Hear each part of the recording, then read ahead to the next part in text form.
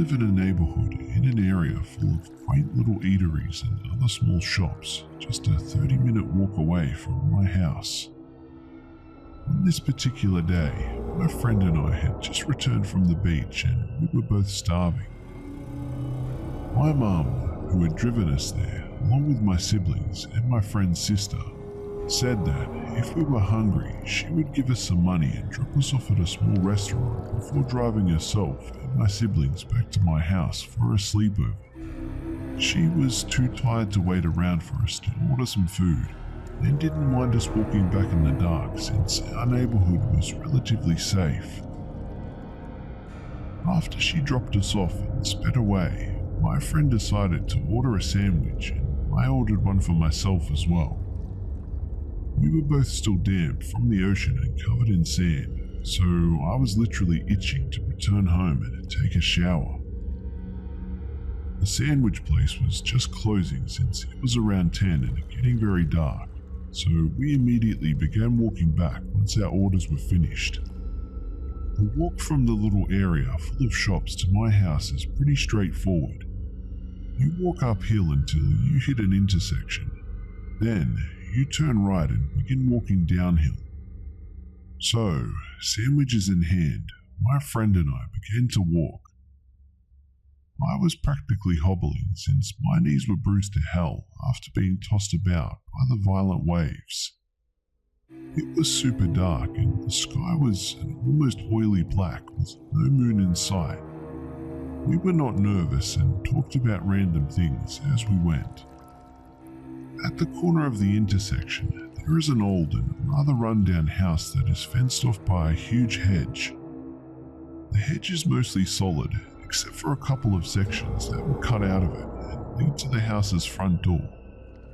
The owner of the house is an old and stout woman who loves sitting on a lawn chair, smoking cigarettes and grimacing every time I give her a friendly wave. In the darkness, the hedge was a solid mass of black leaves and very difficult to see through. My friend and I rounded the corner and were about to begin the easier downhill walk when there was a bright flashing light, as if someone had blinked a flashlight on and off again at us, or something. We were dumbfounded and paused to look around in confusion. My friend laughed nervously and said, "That was weird.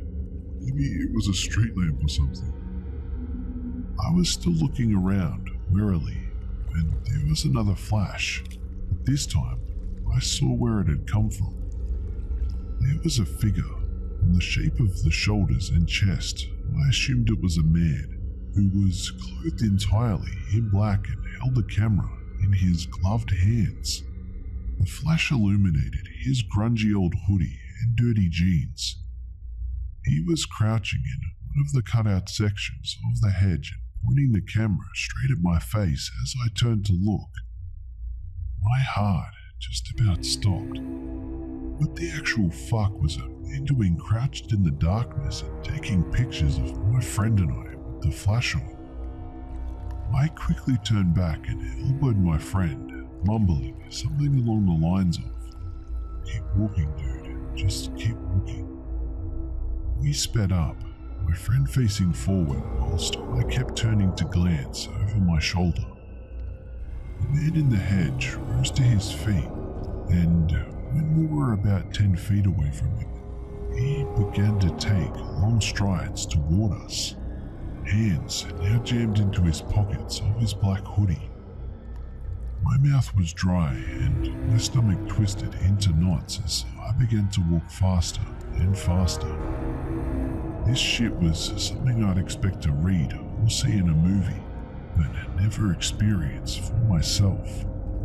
I felt totally unprepared, especially since my friend was with me and didn't even know there was a man following us.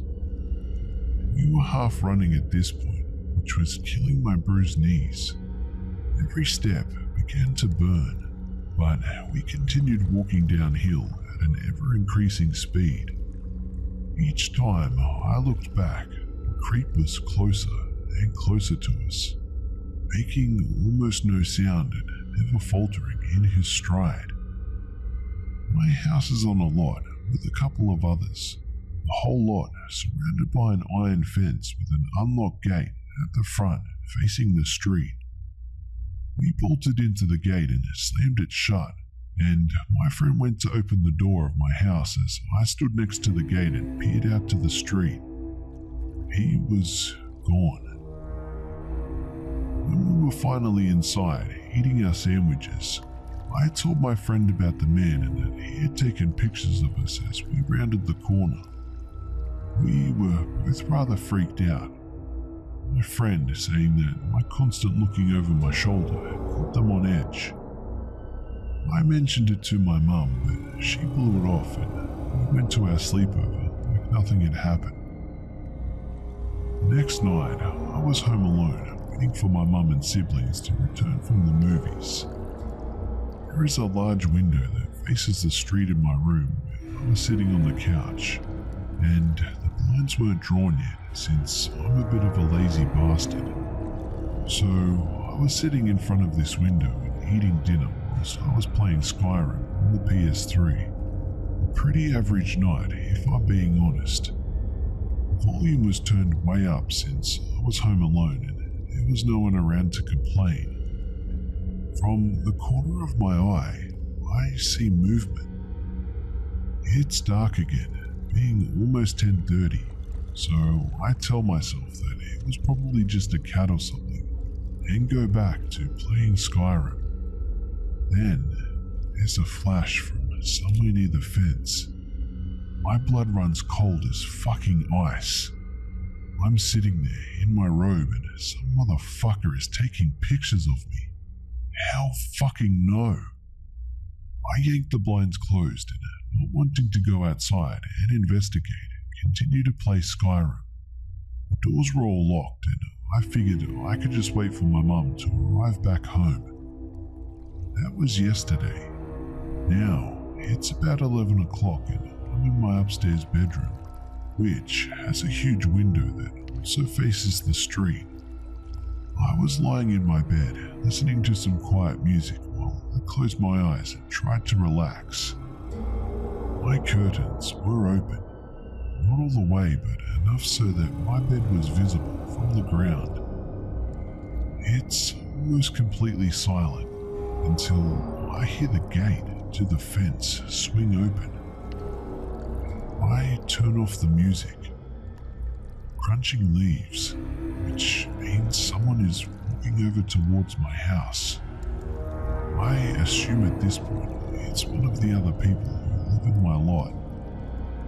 The crunching stops right below my window. I am warier now, and to be honest, a little nervous after the previous events. Wanting to go to close the curtains, I sit up on my bed in order to reach them, when there's another flash coming from right below my fucking window. I yank the curtains closed and jump back into bed, feeling sick and a bit panicked. The crunching leaves receded, and I heard footsteps walk away from my house back down the street. That was about 10 minutes ago. Something is going on. I've never been in a situation like this before. But based on the past events, I think that there might be someone stalking and taking photos of me. If something else happens, I'll let you guys know, but I hope that I won't have to. Update. First off, thank you all so much for your support and suggestions in the comment section. It has been a huge help knowing that I'm not completely alone in this situation. Secondly, I took a trip to the store and bought a motion detector porch light which I'm having someone install at the moment. Hopefully the new light will deter this wacko if he hasn't given up already. For the past couple of days, I've slept at a friend's house, and tonight I'm spending the night in my own house once more. Thanks again. Hopefully this will be the first and last update to my paparazzi stalker story. Stay safe, you guys. Number 3. So luckily this story doesn't involve me being chased, almost kidnapped, stalked, etc. But it is one of the strangest things that has ever happened to me. I think about whatever happened from time to time, and sometimes I feel as though maybe I was overreacting. But then I remember how I felt like my stomach was in my throat and my heart was going to burst out of my chest, and I know that my fear was justified. I never told my parents or the parents of the kids that I was babysitting, which, looking back, was probably really stupid. This happened when I was about 14. I had just started babysitting for this family in my neighborhood.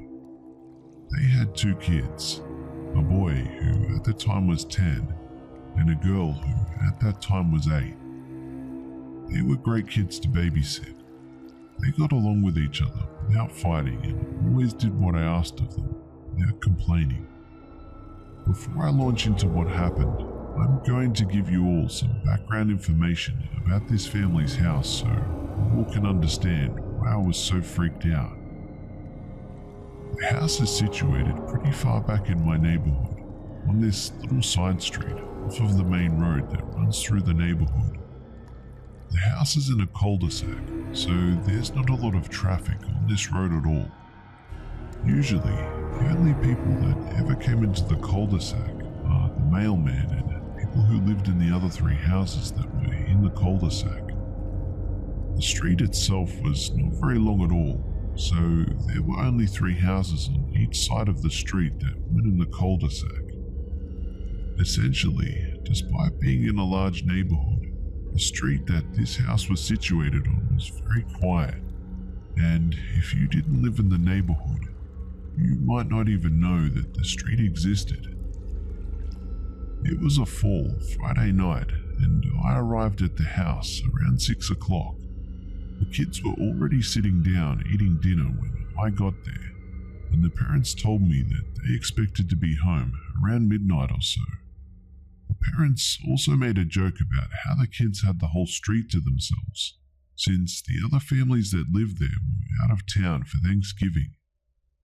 The parents left and the kids finished eating. We went outside to play in the cul-de-sac. I remember locking the front door and taking the house key outside with me. The kids rode around on their scooters for about an hour. For some reason, I just felt really on edge while the kids were playing outside. I chalked this feeling up to knowing that we were alone on the street since everyone else was out of town. After the kids finished playing outside, we went inside to play Wii in the basement. I remember locking the front door once we were back inside and putting the key on the kitchen counter. I then checked the front door again before I went downstairs to the basement. I was super vigilant about checking the doors because I'd watched so many scary movies where the babysitter forgets to lock the door and then some crazy murderer gets into the house and blah blah blah. As the kids are playing in the basement, I get that unsettling feeling again. I didn't feel like we were being watched. It was more like when you know that something is going to pop out in a scary movie and you're just anticipating it on the edge of your seat. The feeling sticks with me the entire time that we're in the basement, but again, I chalk it up to knowing that the entire street is empty. The clock strikes 10 and it's time for the kids to head to bed. We go to the top floor of the house where the kids' bedrooms are. The house is set up so that when you open the front door of the house and come inside, you're standing in the foyer with the stairs to go up to the top floor directly in front of you. If you're standing in the foyer, you can see all the way up the stairs into the bathroom on the top floor. So the kids are in the bathroom brushing their teeth and we'll hear a car pull up in their driveway. I figure that it must be their parents coming home super early, and I expect to hear the garage door start opening, but that sound never comes. I walk into the girl's bedroom and look out her front window. There's a car running in in the driveway, and there's a man in the car, but the headlights are turned off despite it being 10 p.m. and pitch black dark outside. I figured that it was someone who got lost in our neighborhood and was just using the driveway to stop and get their bearings before heading back out on the road.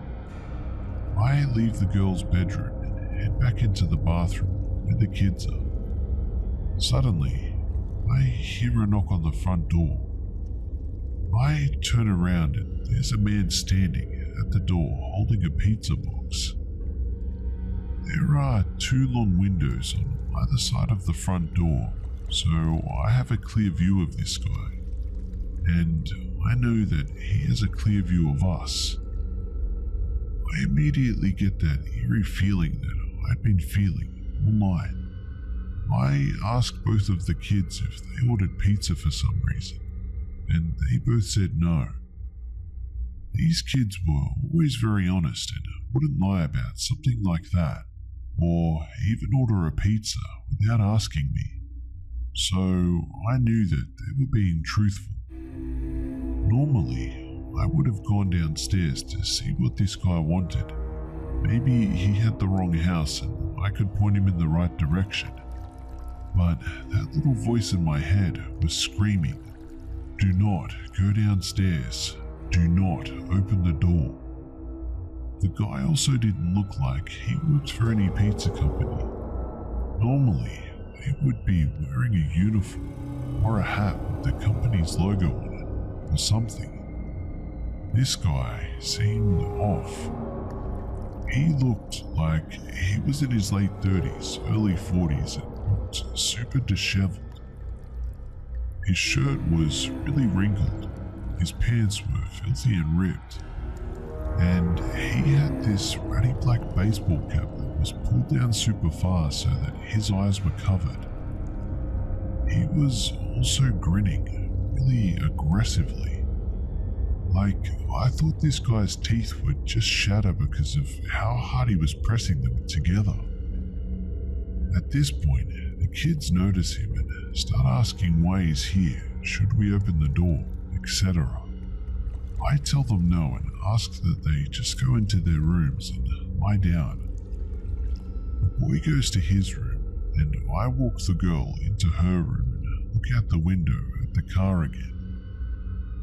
I notice that the car doesn't have one of those pizza delivery car signs on the top, which all of the pizza companies in my town require delivery drivers to have. So now I feel really confident in my initial intuition that this guy isn't a legit pizza delivery guy. The girl gets in bed and I come back out of her room and sit down at the top of the stairs so that I can keep an eye on this guy. I tried to stay really calm so as not to upset the kids, even though I was flipping out on the inside. He's still standing at the door holding the pizza box in one hand, and he's still grinning that teeth-shattering grin. His mouth almost looked too big for his face. Even though I can't see his eyes because of the hat, I know that he's dead-ass staring at me. Then, without breaking eye contact, he starts jiggling the door handle pretty aggressively, while still grinning. I silently thank God that I was so psychotic about making sure the front door was locked. He stops jiggling the handle and resumes staring at me. If I was in this situation now, I probably would have called the police immediately, but being only 14 and fairly new to babysitting, I was paralyzed with fear. I felt like if I took my eyes off of him, even for a second, when I looked back, he would be standing at the base of the stairs. After about another 5 minutes of the stare down, he literally starts walking backwards off of the porch without breaking eye contact. This guy was walking backwards towards his car while staring at me. I go into the parents' bedroom, which also has a view of the driveway, kneel down in front of the window and peek out. I'm expecting to see this guy getting into his car, but no, the guy is nowhere in sight, but the car is still there. So I return to my perch at the top of the stairs, half expecting to see him again at the door, or worse, standing at the bottom of the stairs. But he was nowhere to be seen. After about 20 minutes, I hear a car starting. I run back to the parents' room, kneel in front of the window again, and notice that the car in the driveway has started and the guy sitting in the driver's seat, still fucking grinning. He also doesn't turn the headlights on. He shifts into reverse and begins slowly backing out of the driveway, grinning the entire time. Right before he drove off, he turns his head and, I swear, makes direct eye contact with me. Again, I can't see his face because of the hat, but I know that he was looking at me. This is really disturbing to me, since he didn't really know where I was in the house. The parents' window is the farthest window to the right if you're looking at the house from the outside. The lights in the parents' bedroom are off and I'm kneeling down, so really the only part of me that might have potentially been visible is the top of my head, my eyes and my nose. But it's also pitch black outside. He doesn't have his headlights on, and it's pitch black in the parents' bedroom. So I doubt that I was really visible. He also didn't spend time scanning the windows. His head literally just snapped to where I was. It's like he could sense where I was. After I had time to calm down and collect myself, I started replaying what had just happened and came to the following conclusions. This guy was not a pizza delivery guy.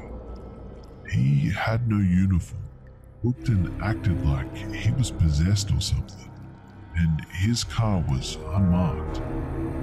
Those 20 minutes or so that elapsed between when he walked backwards off the front porch to when he got into the car were probably spent walking around the house and checking all of the doors, trying to gain entry. I believe that he had malicious intent. Maybe he wanted to rob the house.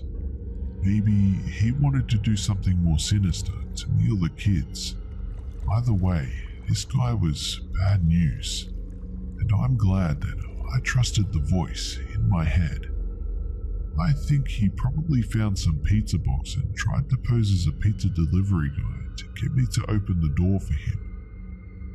There are still some parts of the story that are confusing to me though. If he really wanted to get inside the house, why didn't he find a rock, a brick or something and throw it through a window? I mean, I'm very glad that he didn't, but I just thought it was a bit odd that he checked the doorknobs and then gave up after he discovered that they were all locked. Maybe he felt like doing something that made a lot of noise would alert me, and so he was trying to sneak in a more subtle way to try and catch me off guard. But why did he walk backwards off of the porch? Was it just to preserve eye contact and thus intimidate me? Or was this dude just insane? Why did I feel so unsettled early in the evening before the guy even showed up? Was he watching the house and waiting for the kids to go to bed and for me to be off guard before trying to get into the house? How did he know where to look when he was backing out of the driveway? Why was he grinning the entire time? Did he know that our house was the only house on the street that was inhabited at the time? Why did he pick that house, especially given the fact that it's on a very quiet and secluded street, and you have to drive pretty far back in the neighborhood to even reach the street? He could have picked the 50 or so other houses that you have to pass to even get to that house. The town where I live is upper middle class and has a super low crime rate, and drugs aren't really an issue. We're also surrounded by other similar upper middle class areas, so I'm doubtful that this person was on drugs or some crazy vagrant. Of course, I could be wrong. Maybe this dude was just jacked up on drugs. Maybe he was just a vagrant dude. Maybe he really was just a lost pizza delivery man with some unsettling personal quirks. But I'm really doubtful. Whatever he was, I'm glad that I haven't seen him since, that he never returned to that family's house, and that I had enough sense to triple check the front door being locked and listen to the voice in my head. Let me know what you all think what this guy may have been up to. I never told my parents or the parents of the kids, which, as I said, was a stupid idea. I definitely should have told someone about it. If he was really watching their house, they needed to know about it. Number 2. Just a little background. I'm a female and was 12 when this all started, and I lived in a very calm part of my estate in Ireland. My mum is involved too, but not as much as I am. So, on to the story now. It was 12 a.m. and had just turned Christmas Day when we got a knock on our door. I was taught not to open the door to strangers, especially when it's 12 a.m., so I just ignored it and hoped whoever it was would just go away. About 3 minutes later, I heard another knock, but this time it was like a huge bang at the door. I was terrified and didn't know what to do, so by instinct, I went and got my mum to answer. When she answered, this drunk Romanian guy who had a very scruffy beard and was wearing a white hoodie was just standing there and asked, "Can I walk your dog? I have my dog with me, so she'll be fine." And my mum, of course, said no. I was a bit away from the door, but that's all I heard him say. My mum kept politely asking for him to go away, and when she had had enough, she closed the door. The next morning, I was sitting having my breakfast, and my mum brings up the incident to my dad. So, me being me, I started eavesdropping and took off one of my headphones. I was really scared because it's the guy who stalks me in the bushes walking Molly. That's our dog. When she said that, my heart sank so deep into my chest that it started to hurt. Fast forward 3 years and I'm home alone watching TV upstairs in my room when I just had this sudden urge to look outside my window. And let me tell you, I was terrified. The same man was standing in my empty driveway looking up into my bedroom. I got so freaked out and without hesitation immediately closed my curtains over. No more than 10 seconds later, there was a huge bang at my front door and I hear the handle being played with. When he finally stopped with the door handle, I heard the window downstairs shatter into shards and I heard him climb in. I sprinted into my bathroom and locked the door behind me, bringing my phone with me. I hear really fast thumps go up the stairs and hear my bedroom door open, and once he realizes I'm not there, he immediately goes for the bathroom door handle. He starts trying to kick the door down and was screaming that he would rape and kill me. I called 999 and within 5 minutes I hear, "Put your hands up, do it, now." I was so fucking terrified that it took me almost 30 minutes to get out of the bathroom. The officer told me that he had a backpack and in there he found dildos, condoms, a rope, a gag, bleach, and a meat cleaver. Also, I want to add that if the officers had arrived 5 minutes later, then I don't know what would have happened to me, as within about 5 kicks, he would have kicked the door down, and I don't know what would have happened to me if he did get in. This was a truly horrifying experience. Number 1.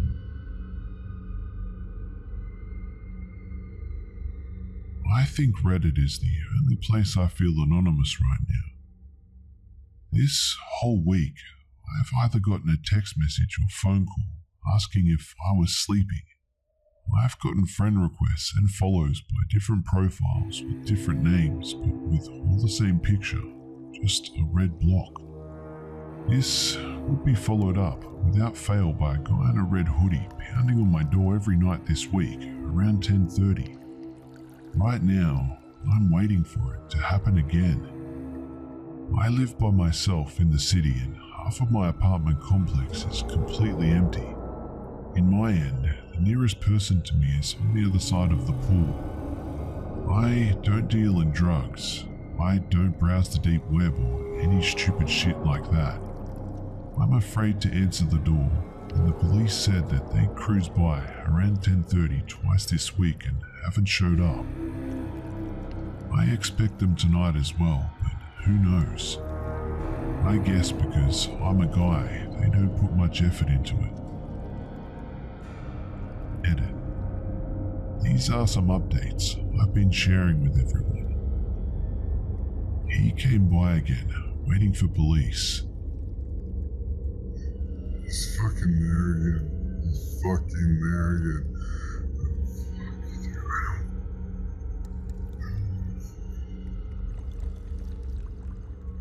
What the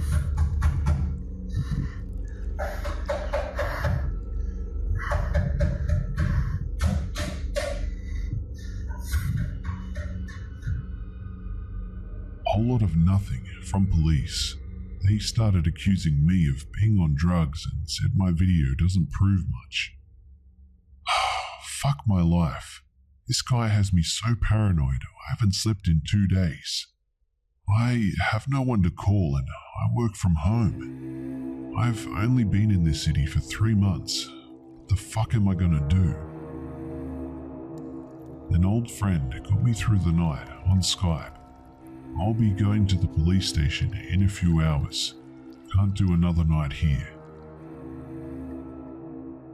5 hours at the police station today. I'm getting the runaround. All I asked was for a police officer to be at my door from 10 to 11. They said that was impossible. And they told me pretty much the same kind of things you guys are telling me. Baseball bat, gun, stay with a friend, etc. I left after giving them all the evidence I had and filed a police report. I've been talking with some neighbours across the way and one said that they've seen the guy come to my door before and invited me to come stay with them between 10 and 11 tonight. If I get a clear shot, I'll try to take a video with my phone, but I'm more interested in getting this guy caught, so that will be secondary. And I would like to also thank the anonymous Reddit hacker that has offered to help me find him through his fake profiles. He's working on it now. One thing I just remembered was when I first moved in here, this tweaker guy that would ask me for money every time I came back in the morning after breakfast. I refused and got in a huge argument with him, but haven't seen him for 2 months. That's the only person I can think of who I've pissed off since I moved into the city. Any exes or would-be enemies are 1,000 miles away. I'll keep you guys posted. Look for an update around 11 PM, which is 5.5 hours from this post time. I think it's way worse than I thought. I set my old phone up because it's the only other camera I have on my windowsill. I went across and waited at the neighbours. We saw the guy walk up and spot the camera and walk away. He didn't even knock. We waited for a little over an hour for this, and right when we came back, there was only 30 seconds left on the SD card.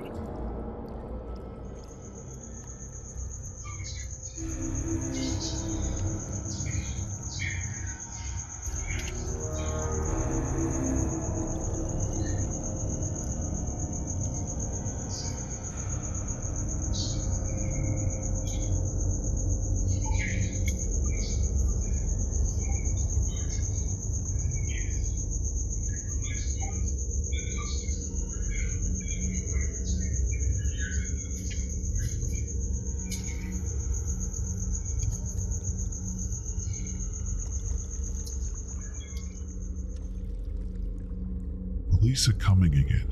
I'll be sleeping at the neighbours tonight and maybe moving back home soon. Sorry guys, I had to put the phone down and get some work done today. The hacker thinks that he's found the guy, one Robert McGuire, but I can't be sure that that's not an alias. Details are still unconfirmed and will basically stay that way unless I get a clear picture of the guy. Also, I don't want to alert him. I may never get him caught, so no counter-stalking or harassment. The goal is to get him arrested, but I feel my case will be weakened if I retaliate and use tactics like his. Until then, I'm at Motel 6. I didn't want to overstay my welcome at my neighbours. I won't be staking out tonight. I just need to rest my mind over the whole ordeal. The stress is getting to me. I need one night where I don't have to worry about people coming to my door or looking out for people coming to my door. I'm going back home now. My neighbour confronted the guy last night, which was against my wishes. I didn't want to scare him off without getting a clear picture of him. This may have prolonged the situation. I don't have all the details yet. My neighbour talked to the guy who was around at my bedroom window this time. He snuck up right behind him with a flashlight and asked what he was doing. The stalker claimed that I owed him money and was acting belligerent. He ran off after my neighbour tried to grab him. He got a good look at him and is coming with me tomorrow to make a statement. As for me, my father is flying in to help me move out in 2 days. Motel 6 till then. Update, 9th of July. This has taken a weird turn. My dad has helped me get into the new place across town, but my neighbour was nowhere to be found when it came time to make a statement. I knocked on his door a handful of times between my moving trips, but they weren't home. Their phone says no service when I call, and I don't plan on going back to that complex anytime soon. I really hope that they're okay. Update, 10th of July. Still no word from my old neighbour, and the office is closed on Sunday. I'll try calling them tomorrow. Their phone still says out of service when I call. Update, 11th of July. The office said that my old neighbour was evicted at the beginning of the month. They also left most of their stuff behind, just the electronics, and their clothes were gone. Maybe he realized that stuff would be brought up about him if he talked to the police about anything. I mean, it is likely that the guy was just down on his luck, but I'm feeling like I can't trust anybody. Update. What the fuck? I heard light knocking on my bedroom window in my new place and caught this with my phone.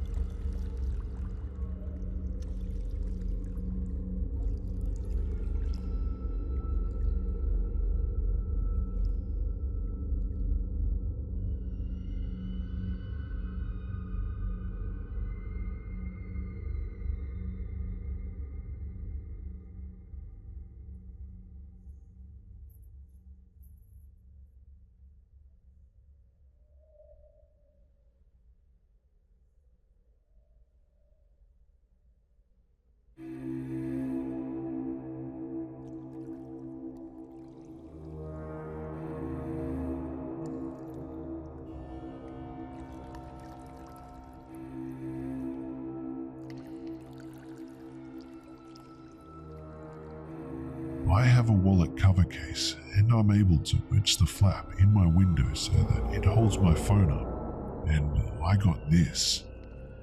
The police are coming. This is like the 6th time I've called them. P.S. Note at the end was my address and apartment number. Update. Big break in my case. My combined footage apparently rang a bell for one of the detectives.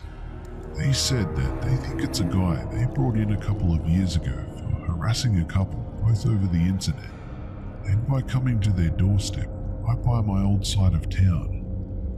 Apparently, he's not even allowed to have a computer or use social media. He is mentally ill but has no assault charges, just stalking, harassment, cybercrimes, and threats. Basically, he's a super troll, and like I suspected, I must have argued with the guy on Facebook or Twitter at some point. They said that they are going to look out for him to bring him in for questioning. They want me to come in for a lineup when the time comes, but I don't see why, as the videos are the best look I've ever gotten at the guy. He fucked up with that last stunt though. I just caught enough of his face for the police to finally do something.